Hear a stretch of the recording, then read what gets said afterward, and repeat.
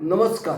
मी हरिभाऊ कोळेकर बार्शी, लेखक, होळकर इतिहास अभ्यासक.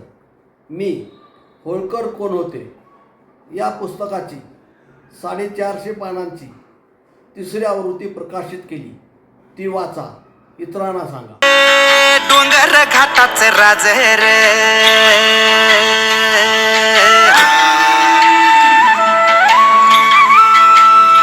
ओ धनगर आम्ही हो धनगर. धनगर म्हणलं की वेडा, सव्वापार, मेंढरागत बुद्धीचा, अकर्तृत्ववान माणूस, निर्बुद्ध माणूस म्हणून पूर्वीही आणि आजही ओळखला जातो.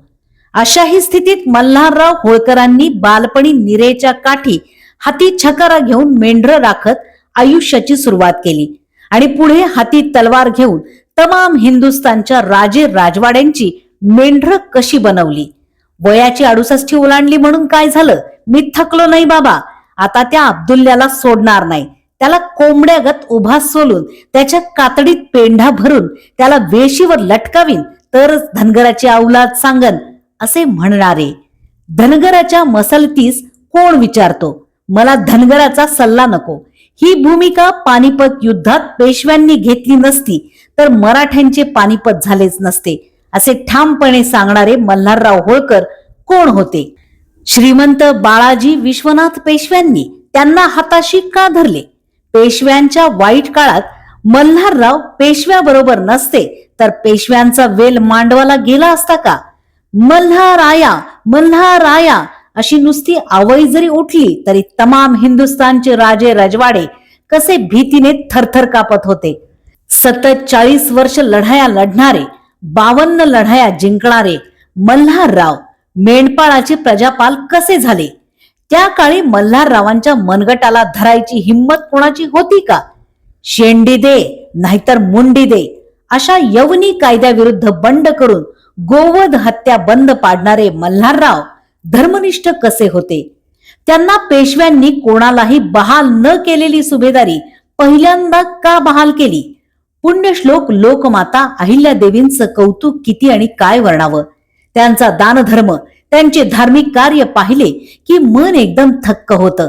स्नानाने देहशुद्धी, ध्यानाने मनशुद्धी आणि दानाने धनशुद्धी होते असे म्हणणाऱ्या आणि त्याप्रमाणे वागणाऱ्या अहिल्यादेवी वाचल्या की मती अक्षरशः गुंग होते. त्या राज्यकारभार निपुण कशा होत्या, त्यांची न्यायदान पद्धती कशी आदर्श होती, त्यांनी आपल्या खाजगी संपत्तीवर तुळशीपत्र कसे ठेवले हे वाचले की सर्वांना खरोखरच रामराज्याची आठवण येते. त्यांनी तीर्थक्षेत्राच्या निमित्ताने वाटसरूंसाठी रस्ते बांधले, विहिरी खोदल्या, वाटेत विश्रांतीसाठी धर्मशाळा, अन्नछत्र, पाणपोया उभारल्या, नदीवर घाट बांधले. ही त्यांची कामं जशी धार्मिक होती तशीच सर्व जाती धर्माच्या लोकांना खुली आणि लोकोपयोगी होती. त्यांच्याकडे सर्व धर्म समभाव दृष्टी होती. त्या सद्गुणाला जात नसते, शौर्याला धर्म नसतो असे म्हणणाऱ्या आणि त्याचप्रमाणे वागणाऱ्या कशा होत्या. त्या जशा हिंदू पंडितांना दान देत तशा मौला मौलवींना सुद्धा खैराती वाटत. त्या हिंदू मंदिराप्रमाणे मशिदींनाही मदत करत. त्यांच्या राज्यात हिंदू मुस्लिमांना समान न्याय होता. त्यांनी सतीची चाल, हुंडाबंदी कायदा, बालविवाह, विधवांना दत्तक घेण्याची परवानगी, स्त्रियांचा सन्मान अशा अनेक स्त्री उद्धाराच्या संकल्पना अंमलात आणल्या. त्यानंतर प्रति शिवाजी यशवंतराव होळकर कोण होते.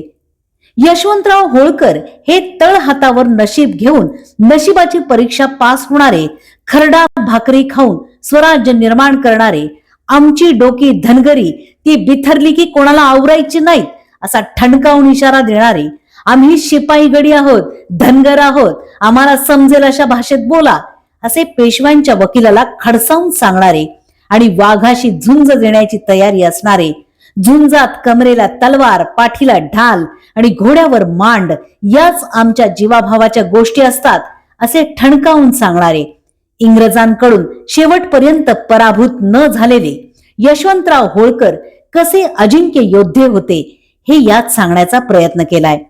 होळकरांच्या राज्यकारभारात स्त्रियांचंही योगदान फार मोठं होतं. गौतमाबाई, हरकुंवर मावशी, अहिल्यादेवी, मुक्ता, तुळसा, केशर, भीमाबाई यांनी स्त्री अस्मितेचा आणि स्त्री स्वातंत्र्याचा ललकार कसा पुकारला. त्यानंतर पुढे सन 1818 ते 1948 दरम्यान वसईच्या तहानंतर द्वितीय मल्हारराव, मार्तंडराव, हरिराव, द्वितीय खंडेराव, तुकोजीराव, शिवाजीराव, तृतीय तुकोजीराव, द्वितीय यशवंतराव यांनी आपल्या परीने इंग्रज राजवटीत सुद्धा लोकोपयोगी अनेक कामे करून होळकरांचा इतिहास कसा जागवला.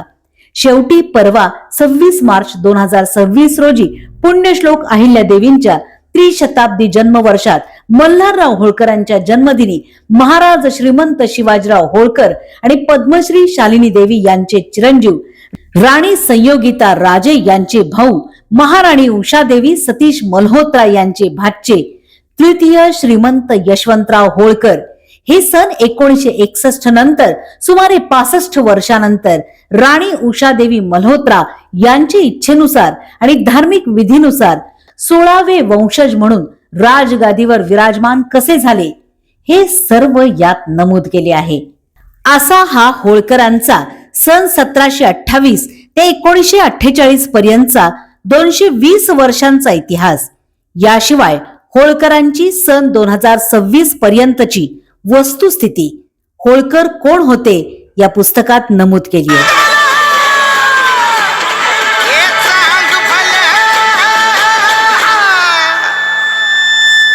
हे वाचून आपणास आनंदच होईल. आपण वाचा, इतरांना सांगा. धन्यवाद. आपला हरिभाऊ कोळेकर, बार्शी. Mobile number 9850 77 59 52.